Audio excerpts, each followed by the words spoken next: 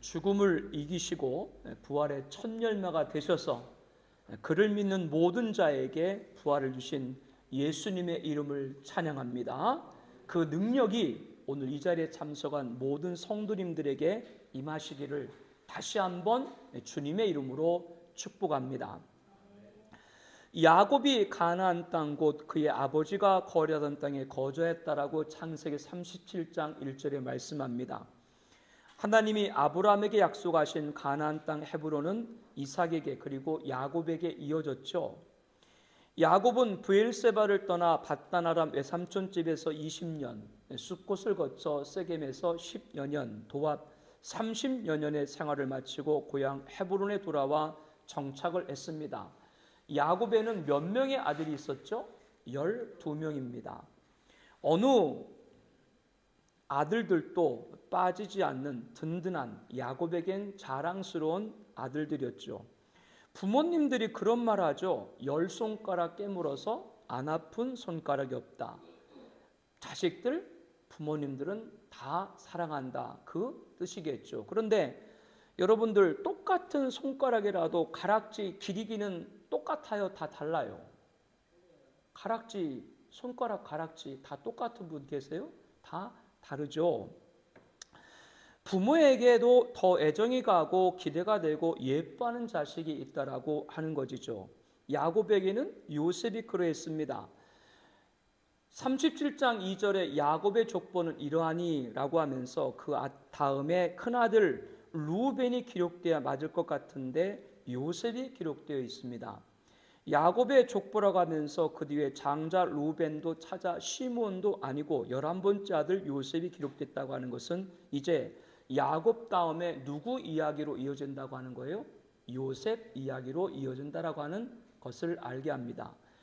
야곱은 창세기 25장에서 이삭의 둘째 아들로 태어나 형 에서에게 팥죽으로 장자 명분을 산 것으로 처음 등장하죠. 그리고 35장에서 다시 고향 헤브론으로 돌아가기까지 무려 10장에 거쳐서 방대한 분량의 주인공으로 또는 주연급 조연으로 등장했던 야곱의 이야기가 이제 요셉의 스토리로 전환되고 있습니다. 요셉은 노년에 얻은 아드님으로 이스라엘이 여러 아들들보다 그를 더 사랑하고 그를 위하여 채색옷을 지었다라고 37장 3절에 말씀합니다. 야곱의 나이 91세에 요셉을 얻었으니 얼마나 사랑스럽겠습니까? 더욱이 요셉의 어머니 라헬은 야곱이 가장 사랑하던 아내였죠. 라헬은 원래 아이를 가질 수가 없었습니다. 그러나 하나님의 돌보심으로 임신을 하게 되었고 그렇게 어렵게 얻은 아들이 요셉이죠. 그런데 라헬은 고향 땅을 밟아보지도 못하고 노중에서 목숨을 잃었지 않습니까? 그러하니 야곱은 요셉을 보면서 아내 라헬의 그림자를 볼 수도 있었겠죠. 그러므로 요셉을 여러 아들들 가운데도 사랑했고 요셉을 위해서 별도로 채색옷을 입혔다. 채색옷은 형형색색으로 염색된 고급 소재 천으로 만든 겁니다. 이것은 아주 귀한 의복으로 부유와 특권을 나타냅니다. 아들이 요셉이 예쁘니까 옷도 그렇게 아주 좋은 곳으로 입힌 것이죠. 이렇게 아버지 사랑을 독차지한 요셉에게는 좋은 일이었지만 야곱의 막내 아들이자 라헬의 아들로 요셉의 친동생인 베냐민을 제외한 10명의 이복 형들은 야곱을 어떻게 했겠어요? 그의 형들이 아버지가 형들보다 그를 더 사랑함을 보고 그를 미워하여 그에게 편안하게 말할 수 없었다라고 4절에 말씀합니다. 야곱 아버지가 요셉을 많이 아주 듬뿍 사랑을 하니까 형들은 미워했을 뿐만 아니라 편안하게 말할 수 없다. 불친절하게 퉁명스럽게 신경질적으로 대했다. 그런 뜻이 되겠죠. 이렇게 형들의 미움을 받은 요셉은 눈치가 있는 것인지 없는 것인지, 원래 이쁘게 귀여움받고 자라면 눈치가 없어요?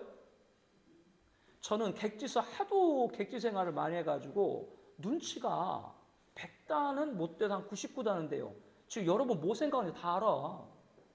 좀 딴 데 생각하지 뭐 말씀 들어요. 왜 자꾸 딴 데 생각을 다 한다니까 얼굴 보면은. 이 야곱은 그렇게 형들이 시기를 하고 미워하면 좀 눈치라도 있어야 되는데, 이 라헬의 그리고 레아의 몸종들이 있죠. 그 몸종들이 야곱의 아내가 되어서 낳은 아들들 있지 않습니까? 단, 납달리, 갓, 아셀. 그들과 함께 이 요셉이 양떼를 치면서 그들의 잘못을 아버지에게 일러 바치는 거였죠. 그러니까 요셉이 이복성들의 양을 함께 치면서 그들이 제대로 일을 하지 않고 어영부영하는 것을 아버지에게 고자질을 한 겁니다. 이로 볼 때 야곱이 첩들의 소생인 서자들이 시킨 일을 올바로 하는지 안 하는지 그것을 알아보고자 요셉을 밀착하여서 보고하도록 했는지 그건 모르겠어요. 그랬을지라도 아버지 사랑을 혼자서 차지한 요셉을 미워한 이복성들은 자신들의 민낯까지도 아버지에게 알려가지고 매일 꾸준함과 고통을 받게 하는, 그래서 이뻐할래도 이뻐할 수 없는 미운 털이 제대로 이 요셉은 박혀버리고 만 겁니다.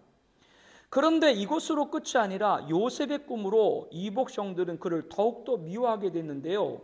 요셉이 형들에게 청하건대 내가 꾼 꿈을 들으시오라고 자랑스럽게 자기는 얘기합니다. 자랑스럽게 어떻게 얘기하는가요? 우리 함께 창세기 37장 7절 말씀 보겠습니다. 우리가 밭에서 곡식단을 묶더니 내 단은 일어서고 당신들의 단은 내 단을 둘러서서 절하더이다. 누가 들어도 이 꿈 내용을 다 알만하지 않겠습니까?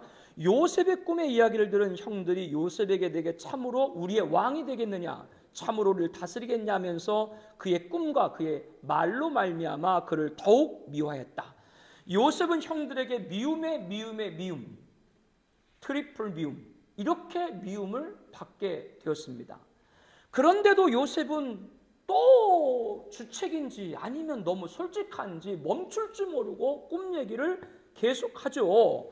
9절에 보니까 다시 꿈을 꾼 내용을 그 형들에게 말합니다. 내가 또 꿈을 꾼즉 해와 달과 11별이 내게 절하다이다. 그런데 이번에는 요셉이 형들에게는 아니라 아버지에게도 이 꿈을 말했죠. 이를 들은 아버지 야곱이 그를 꾸짖고 그에게 이르되 내가 꾼 꿈이 무엇이냐? 나와 내 어머니와 내 형들이 참으로 가서 땅에 엎드려 내가 절하겠느냐? 나무라고는 다시는 꿈 이야기를 하지 말라고 단도리를 냈습니다. 요셉을 가뜩이나 삼중 미움으로 미워하던 형들은 이 꿈으로 시기가 가득했지만 그의 아버지 야곱은 그 말을 간직해 두었더라. 이렇게 11절에 말합니다. 야곱은 아들들에게 세겜에서 양을 치도록 하였습니다. 요셉과 요셉의 동상 베냐민은 헤브론 장막에 있고 형들은 세겜에서 아버지 야곱의 양을 치었던 것이죠. 헤브론은 세겜에서 약 80km 떨어진 곳입니다. 그 정도 거리까지 양떼를 이동한다는 것은 당시 교통시설이 전문화될 때 하루 이틀 오갈 수 없고 일주일 혹은 한두 달 정도 그곳에 계속 머물고 있다가 충분히 양에게 풀을 뜯어 먹인 후 돌아오게 되죠. 야곱의 아들들이 집을 떠난 지 꽤 오랜 시간이 지났던 것 같습니다. 야곱이 요셉을 불러서 내 형들이 세겜에서 양을 치지 아니하였느냐? 너를 그들에게 보내리라고 하면서 가서 형들과 양떼가 다 잘 있는지를 보고 돌아와 내게 말하라 하고 이 요셉을 헤브론에서 세겜까지 보낸 것이죠. 이 요셉은 그리하겠나이다 답을 하고 세겜으로 떠나게 됩니다. 아마도 야곱이 요셉을 형들에게 보낸 이유는 요셉에게 말한 그대로 아들들이 일을 잘하고 있나 알아보기 위함이었고요. 또 하나는 이때 야곱의 나이가 대략 17살 되었다. 죄송합니다. 이때 요셉의 나이가 대략 17세였다라고 말씀하고 있습니다. 그러면 야곱의 나이가 91세 때 요셉을 낳았기 때문에 계산해 보게 되면 현재 야곱은 108세 정도가 된 것이죠. 이렇게 100세가 넘은 야곱은 이제 자신의 기업을 자식에게 물려주고자 했던 것으로 보입니다. 그러면 그 재산을 누구에게 물려줬겠어요? 가장 예뻐하는 요셉에게 물려주려고 했겠죠. 그래서 그동안 장막에서 애지중지 키웠던 요셉을 멀리 떨어진 세겜으로 보내서 담력도 키우고 경영수업도 하나하나씩 쌓으려고 했던 것으로 보입니다. 예전에 야곱이 고향 부알세바를 떠나가지고 외삼촌이 있는 바단 아람으로 갈 때 거리가 얼마라 그랬어요? 내가 다음에 성경 퀴즈 할 거야. 5월 달에. 상금이 많아. 잘 들어야 돼. 몇 킬로예요? 800km. 거기에 10분의 1에 해당하는 80km를 요셉이 혼자 갔다 오도록 야곱이 명한 겁니다. 이렇게 차근차근 요셉을 앞으로 기업을 이을 자로 훈련을 시킨 것이죠. 아버지 명을 받은 요셉은 순종하여 헤브론에서 세겜까지 길을 떠나게 됩니다. 그런데 초행이었던 터라 요셉이 형들이 있는 곳을 찾지 못하고 이리저리 헤매게 되었습니다. 그때 어떤 사람이 요셉을 만난 즉 들에서 방황하는 것을 보고는 그 사람이 요셉에게 물어 이르되 내가 무엇을 찾느냐라고 했습니다. 이에 요셉이 내 형들을 찾아오니 청하건대 그들이 양치는 곳을 내게 가르치소서라고 답을 했죠. 요셉을 세금의 들에서 만난 이 사람은 요셉의 형들이 행방을 잘 알았던 것 같습니다. 그들이 여기서 떠났느니라 내가 그들의 말을 들으니 도단으로 가자 하더라 라면서 요셉의 형들이 이곳 세겜에서 양떼에게 풀을 다 먹인 후 도단으로 떠났다는 얘기를 전해줍니다. 헤브론에서 세겜까지가 80km 정도고 세겜에서 도단까지가 20km 정도입니다.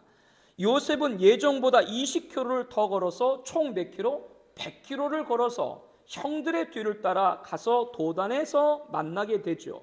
한편 아버지 계신 집을 멀리 떠나서 또 허구한 날 자신들의 잘못을 고자질하지 않던 요셉이 없는 가운데 편안하게 양을 치던 요셉의 형들은 저 멀리서 자신들에게 누가 다가오는데 그가 누구예요?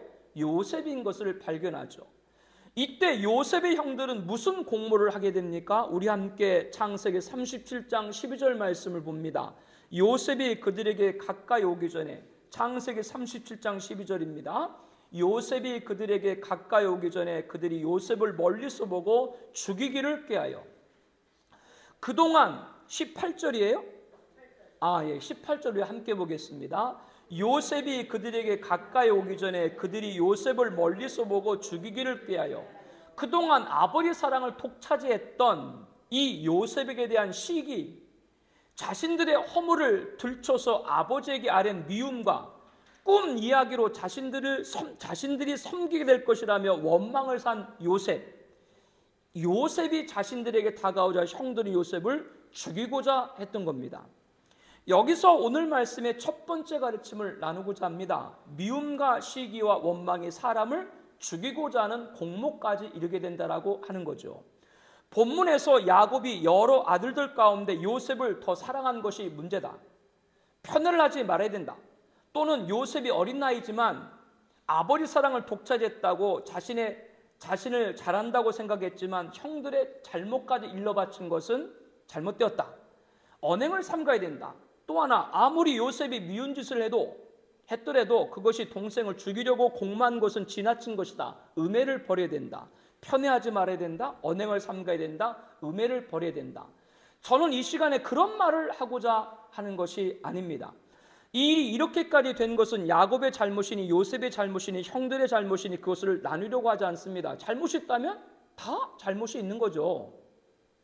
제가 오늘 여러분과 논하고 싶은 것은 본문에서 가르침 미움과 시기와 원망 사는 일을 하지 말자라고 하는 것이죠. 미움과 시기와 원망을 사는 일에 야곱이 자유로울 수 없습니다. 요셉이 자유로울 수 없습니다. 형들이 자유로울 수 없습니다. 이에 관해서 가장 근접한 교훈은 주님의 말씀이죠. 예수님은 산상수훈 중에 이런 말씀을 했습니다. 마태복음 5장 21절입니다. 함께 봅니다. 옛사람에게 말한 바 살인하지 말라 누구든지 살인하면 심판을 받게 되리라 하였다는 것을 너희가 들었으나 옛사람에게 말한 바라고 하는 것은 구약을 예수님이 인용한 겁니다. 출애굽기 20장 13절 신명기 5장 17절을 인용하셨죠. 구약시대 율법에는 살인하지 말라 누구든지 살인하면 심판을 받게 되라고 했습니다. 여기서 살인은 우리가 알고 있는 살인입니다. 사람의 목숨을 해하는 것이죠. 그러한 범죄를 저지른 자는 그도 생명을 잃게 됩니다. 생명에는 생명으로, 눈에는 눈으로, 이에는 이로 동해 보복법을 적용하는 것이 율법입니다. 그런데 예수님께서는 율법의 규례를 인용하면서 살인을 정의하고자 한 것이 아니라 살인하지 말라 누구든지 살인하면 심판을 받게 되리라 하였다는 것을 너희가 들었으나 너희가 들었느니라 라는 것은, 살인이라고 하는 것은 너희가 알고 있는 율법의 살인만이 살인이 아니다. 그러시면서 뭐라고 이어서 말씀하고 있어요? 마태복음 5장 22절 말씀을 함께 보겠습니다. 나는 너에게 이르노니 형제에게 노하는 자마다 심판을 받게 되고 형제에 대해서 라가라고 하는 자는 공회에 잡혀가게 되고 미련한 놈이라 하는 자는 지옥불에 들어가리라. 여기서 라가라고 하는 건 유대인들의 욕설이에요. 우리로 말하면 돌대가리야, 그런 뜻입니다. 예수님은 살인에 대해서 말씀을 하시다가 형제에게 노하는 자마다 돌대가리야 하는 자, 미련한 놈아 라고 하는 자는 다 심판을 받고 공에 잡혀가게 되고 지옥불에 던져지게 될 것이다 라고 하는 겁니다. 예수님께서는 율법에 사람의 목숨을 해한 것만이 살인이 아니다. 나는 너에게 이르노니 형제에게 불같이 화를 내고 이 미련한 놈아, 이 돌대가리야 라고 소리치는 자도 살인자라고 말씀을 하는 것이죠. 그 정도까지 살인이라고 말씀하면 주님 좀 너무하신 거 아닙니까? 말하고 싶죠. 주님의 말씀대로라면 우리 중에 살인하지 않은 사람은 별로 없기 때문이죠. 한 번도 안 해보셨어요? 이 미련한 놈아, 돌대가리야, 그것도 못해? 이런 말 안 해보셨어요? 아마 안 해본 거는 두말할 것도 없고 해본 거는 두말할 것도 없고 내가 도대체 사람 몇 명 죽였나 아마 헤아려야 될 거예요. 그렇다면 예수님이 우리들에게 깨닫게 하는 것은 무엇입니까? 우리가 화가 많이 나서 혹은 무의식 중이라도 저런 멍청한 놈 그것도 못해? 라고 던진 한마디가 상대방에게는 수치가 되고 모욕이 되고 그리고 분노까지 치달을 수 있다 라고 하는 것을 주님은 우리들에게 깨우쳐주고 있는 것이죠. 왜? 분노는 뭐를 낳아요? 살인을 낳습니다. 성도님들에게 미움과 시기와 원망이 사람을 죽이기까지 공모에 이르게 된다는 말씀을 드리며 예수님의 교훈을 전하고 있습니다. 오늘 본문에서 저는 일이 이렇게 된 것이 야곱의 잘못이다, 요셉의 잘못이다, 형들의 잘못이다 그런 거 규정하려고 하는 것이 아닙니다. 세 사람 모두에게 다 잘못이 있습니다. 이러한 모습에서 우리들은 미움과 시기와 원망 사는 일을 하지 말아야 될 것을 말씀드리고 있는 것이죠. 우리들이 보기에 최종적이고 가장 큰 죄는 사람의 목숨을 해한 것입니다. 그러나 주님은 뭐라고 하셨다고요? 형제에게 이 미련한 놈아 라고 말하는 것도 살인자라고 가리키고 계십니다. 제가 예전에 서울 살 때 일이었습니다. 주차 시비가 있었는데요. 우리도 뭐 그렇게 하는 경우가 있습니다만은 주차장이 차가 다 대고 나서 더 댈 수가 없을 때 그 주차장 앞에 이중 주차를 하기도 하지 않습니까? 같은 아파트에 사시고 같은 빌라에 사시는 분들은요. 이제 그런 경우죠. 그래서 아침에 출근이 될 때 해서 전화를 하면 빨리 빼주면 되는데 안 빼주는 거예요. 빨리빨리 출근해야 되는데. 그리고 저녁 때도 주차장 안에 공간이 있는데도 일부러 그 주차 입구를 막아서 차를 대는 거예요. 그래서 이것 때문에 자꾸 또 시비가 되니까 이것이 뭐 아침 저녁으로 하루 이틀도 아니고 몇 달 동안 계속 시비가 됩니다. 그날도 주차로 시비가 있었는데 참지 못한 상대방이 너 같은 인간은 살 자격이 없다라고 집에서 흉기를 갖고 내려와서 끔찍한 결말을 갖게 됐습니다. 성도 여러분, 누가 잘못입니까? 형사법으로는 인명을 살상한 사람이 입건이 되고 처벌을 받겠죠. 그러면 형사법이 전부입니까? 매일같이 주차 시비를 일으킨 사람에게는 책임이 없나요? 그러므로 예수님은 사람의 목숨을 해한 것만이 살인자가 아니라 상대방에게 분노를 일으켜서 살인까지도 이르게 만든 것, 그것조차도 뭐예요? 살인자다라고 말하는 것이죠. 그러므로 크리스천들은 미움과 시기와 원망이 살만한 일을 하지 말아야 됨을 본문에서 첫 번째 가르침으로 배워야 합니다. 그리고 부연해서 원한 살만한 일을 하지도 말아야 되고 유발도 하지를 말아야 돼요. 지금 제가 드리는 말을 정치적으로 듣지 않기를 바랍니다. 4월이 되면 떠나야 할 사람, 5월이 되면 울어야 할 사람. 몰라요? 패티김 4월에 오면 몰랐어요? 여러분은 성경을 모르면 성경도 모른다고 그러고, 가요를 부르면 가요도 모른다고 그러고, 드라마 얘기면 드라마도 모른다고, 뭐 보고 사세요? 4월이 되면 여의도에 우회될 사람 진짜 많이 있죠. 4월 10일 날 총선 아니에요. 5월이 되면 울어야 사람 있죠. 용산에 있던 분이 울든지 계양에 살던 분이 울든지 울겠죠. 그렇게 돼도 울는지 안 울는지 잘 모르겠습니다만, 저는 성도님들 개인적인 정치 성향에 대해서는 문제 삼지 않습니다. 그러나 자신의 정치 성향을 타인에게 확산시키려고 하는 것은 바람직하지 않다고 봅니다. 더욱이 교회 안에서 그러한 정치적 발언을 삼가했으면 하는 것이 저의 입장입니다. 정치적 견해가 다른 성도님들은 구원받지 못했나요? 아니죠. 지난주에 말씀드린 것처럼 먼저보다 뭐요? 구원입니다. 우리에게 구원이 본질이죠. 역사는 하나님이 주관하십니다. 개인적인 견해에 따라 지향하는 정치 또는 신념은 2차, 3차적인 문제죠. 여기서 역사의 주권자이신 하나님께 기도하는 것이 우리의 첫 번째가 되어야 되죠. 그러므로 지금 제가 드리는 말을 여러분들이 정치적으로 듣지 말고 그 결과를 보고 성도는 원한 살만한 일에 개입하지 않는 것이 필요하다는 교훈을 얻기를 바랍니다. 전직 대통령 중 한 분이 스스로 목숨을 끊는 초유 사태가 있었죠. 그분을 지지했건 지지하지 않았건 긍정 부정으로 충격적이었습니다. 우리가 자살이란 말을 쓰고 자살 당했다라는 말도 쓰죠. 자살 당했다라는 말이 무슨 의미인지 여러분도 잘 알 겁니다. 그분의 죽음에 대해서 정치적인 타살이다라는 말하는 분들, 그분들은 자살 당했다라고 보는 분들이고요. 그런가 하면 어떤 분들은 자신과 가족의 비리를 감추게 한 것이라고 평가절하는 분들도 있습니다. 이렇게 말하는 분들은 그분의 자살에 대해서 굉장히 비판적인 견해를 갖고 있습니다. 국가를 불안케 했다고 봅니다. 이것은 제가 말씀을 드리는 핵심이 아니고요. 이분께서 스스로 극단적인 선택을 하시기 전 대검찰청에서 조사를 받으셨죠. 당시 지방에서 서울까지 상경하는 내내 생중계가 되었습니다. 그때 조사에 참여한 중요 인물이 세 사람입니다. 한 명은 지금은 폐지되었지만 당시 대검찰청 안에서도 요직이고 막강한 자리에 총괄하는 책임자입니다.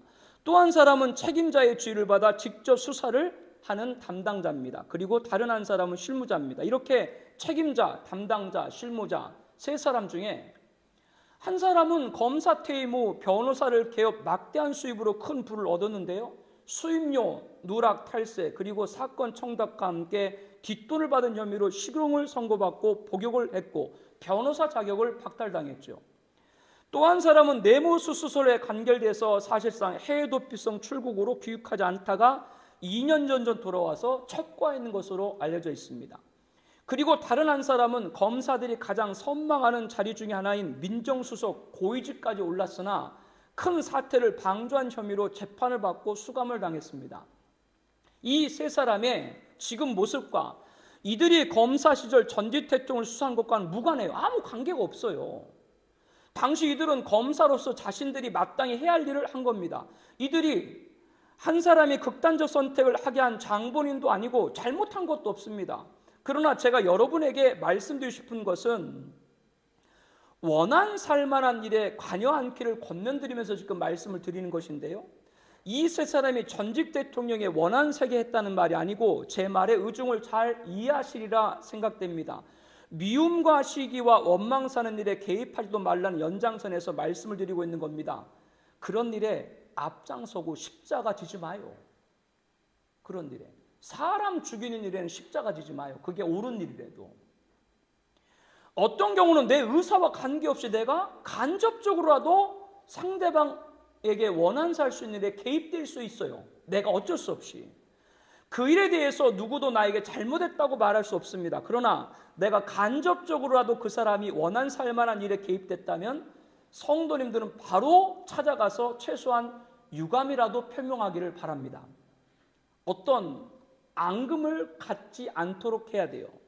전직 대통령이 극단적인 선택을 한 뒤 서울 역사박물관에 마련된 정부 공식 빈소에서 그 사람 가운데 책임자와 담당자가 직접 찾아와 헌화를 하고 조문한 것을 기억합니다. 저는 그 애도가 진심이었다고 믿습니다.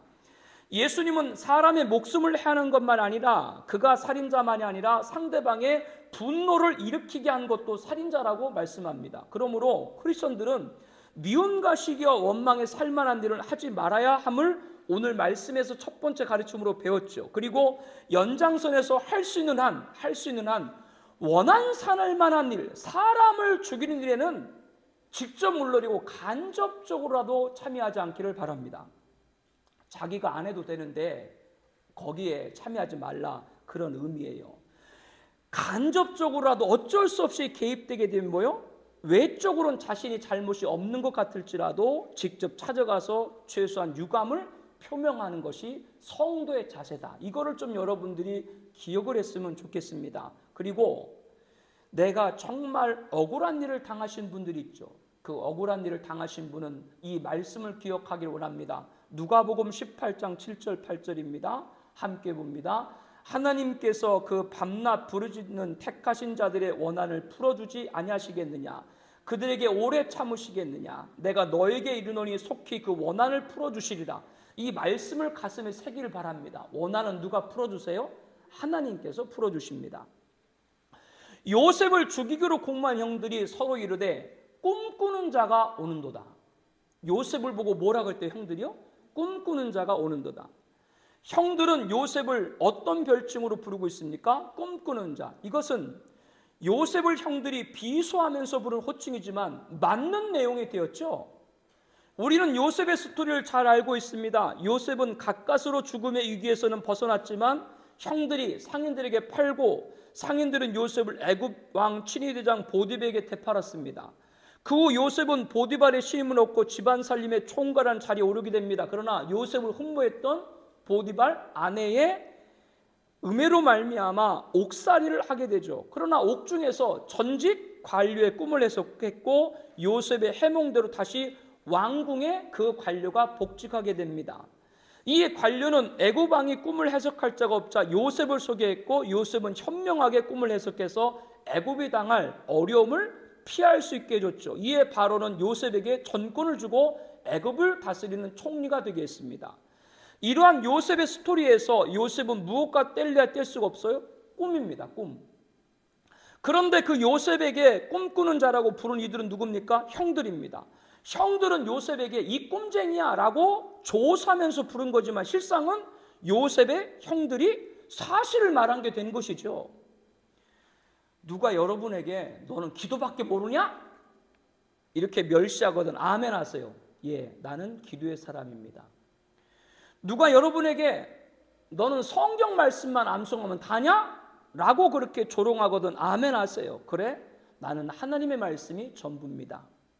누가 여러분에게 너는 예배만 드리면 다냐? 라고 야유를 보내거든 아멘 하세요. 그래, 나는 하나님의 예배자입니다. 그러면 그대로 임할 줄로 믿습니다. 요셉에게 꿈꾸는 자가 오는도다며 비수했던 그 형들은 자, 그를 죽여 한 구덩이에 던지고 우리가 말하기를 악한 짐승이 그를 잡았다 하자. 그의 꿈이 어떻게 되는지를 우리가 볼 것이다 라고 했습니다. 요셉의 형들은 요셉을 죽여 구덩이에 던져 묻어버리고 그러면 요셉이 말한 꿈, 내 단은 일어서고 형들의 단은 내 단을 둘러서 절하다이다. 하늘의 해와 달과 별과 11별이 내게 절하다. 이 요셉의 꿈이 요셉을 죽이면 그 꿈이 이루어지지 않겠지. 이렇게 형들은 생각한 것이죠. 그러나 결과는 어떻게 됐습니까? 훗날 가나안에서 기근을 당한 요셉의 형들이 식량을 구하기 위해서 애굽으로 왔을 때 총리가 된 요셉을 만나게 되죠. 우리 왕이 되겠느냐? 우리를 다스리게 됐냐? 분개했던 형들의 생각과 달리 요셉은 형통했습니다. 하나님의 사람은 누구도 건드릴 수 없는 줄로 압니다. 오늘 첫 번째 가르침은 미움과 시기와 원망 사는 일은 하지 말아야 된다음을 말씀드렸습니다. 육적인 일에서, 여기서 잘 구분을 하세요. 육적인 일에서는 미움과 시기와 원망 사는 일을 사서는 안 됩니다. 그러나 영적인 일에서는 세상으로부터 미움과 시기와 원망을 살 수 있습니다. 그때 성도님들은 멸시를 받고 조롱을 받고 야유를 받거든 아멘 하기를 바랍니다.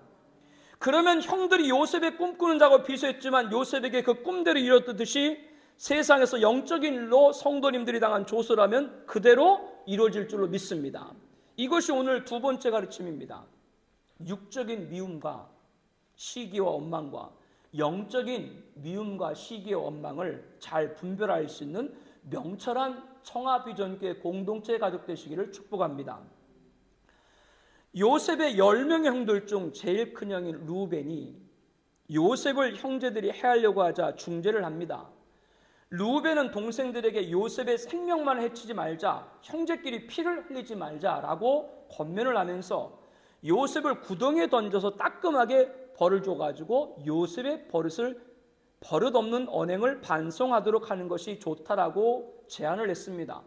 그래도 큰아들인 루벤은 요셉을 죽이려는 형제들에게 손에서 구원하려고 했던 것이죠. 그들의 손에서 구출해서 그 아버지에게로 돌려보내려고 이렇게 루벤은 다른 형제들에게 이렇게 중재를 했던 겁니다.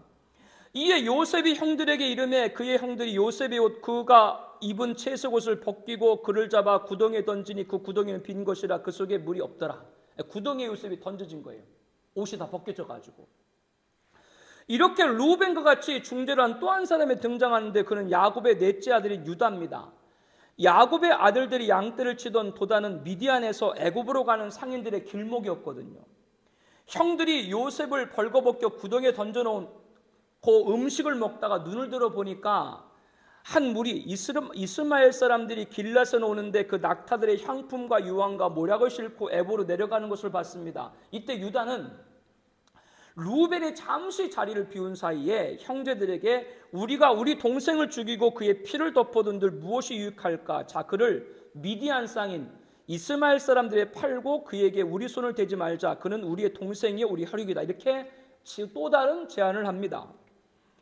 형제들이 그 말을 청종합니다. 유다의 제안을 긍정적으로 받아들인 것이죠. 그래서 형들이 요셉을 구덩이에서 끌어올려가지고 은 20에 그를 이스마엘 사람들이 팔고 그 상인은 요셉을 데리고 애굽으로 내려가서 다시 바로의 신하 7위 대장 보디발에게 되팔게 됩니다. 자신의 자리를 비운 사이에 벌어진 일을 알지 못한 루벤은 돌아와서 구덩이에 요셉이 없는 것을 보고 애통하죠. 내가 아버지께 어떻게 돌아갈 수 있겠까라며 슬퍼했습니다. 그러나 후회도 소용없는 것이죠. 이미 지나간 일이죠. 그리고 형들은 요셉의 옷을 가져다가 염소를 잡아가지고 그 피를 묻히고 아버지 야곱에게 갖고 가서 이 옷이 아버지 아들의 옷인가 보소서라고 연기 아닌 연기를 합니다. 그렇지 않아도 사랑하는 아들 요셉을 헤브론에서 세금까지 먼 길을 혼자 보낸 뒤 노심초사하고 있던 야곱은 청천벽력 같은 비유를 듣게 된 것이죠. 아들이 갖고 온 피 묻은 요셉의 옷을 알아보고 이르되 내 아들의 옷이라. 악한 짐승이 그를 잡아 먹었도다. 요셉이 보면 찢겼다면서 자신의 옷을 찢고 굵은 배로 허를 동이고 슬퍼합니다. 굵은 배옷을 입고 허를 동였다라고 하는 것은 회개인데 그때 야곱의 생각에는 아브람과 이삭과 야곱과 이어지는 믿음의 계보 요셉 그거를 자기가 지키지 못했다라고 하나님 앞에 그렇게 슬퍼했던 것 같습니다. 야곱이 다른 아들들이 이렇게 크게 애통해하는 야곱을 위로했지만 그는 위로를 받지 않고 이렇게 말합니다. 내가 슬퍼하며 스올에 내려가 아들에게 가리라. 그 아버지가 그를 위하여 울더라. 스올이란 건 죽음을 하라. 차라리 내가 죽어서 아들 있는 곳에 가겠다. 이렇게 야곱은 애통해했습니다. 이날부터 야곱은 요셉을 만나기까지 거의 14년 동안 눈가에 눈물이 마르지 않았습니다. 여러분 자녀를 먼저 떠나보낸 부모들의 마음이 어떤지 아세요?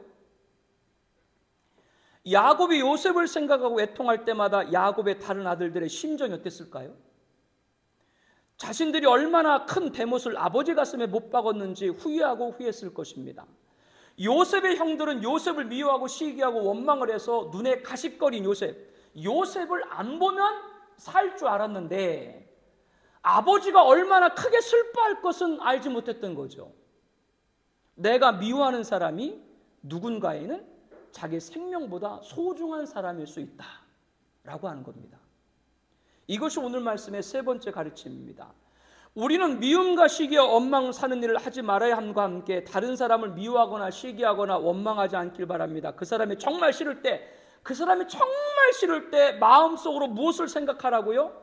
저 사람도 누군가의 자식이고 저 사람도 누군가의 배우자고 저 사람도 누군가의 부모이겠지. 그들에게는 정말로 귀한 사람이겠지 생각하고 미움을 멈추고 시기를 멈추고 원망을 멈출 수 있는 것이 성도의 태도인 줄로 믿습니다. 이것이 오늘 말씀의 세 번째 우리가 함께 나누고자 하는 것입니다. 여러분들 다 그렇게 할 수 있죠? 그리고 무엇보다도 그 사람은 하나님이 사랑하는 사람이 알고 미움과 시기와 원망을 멈춰야 됩니다.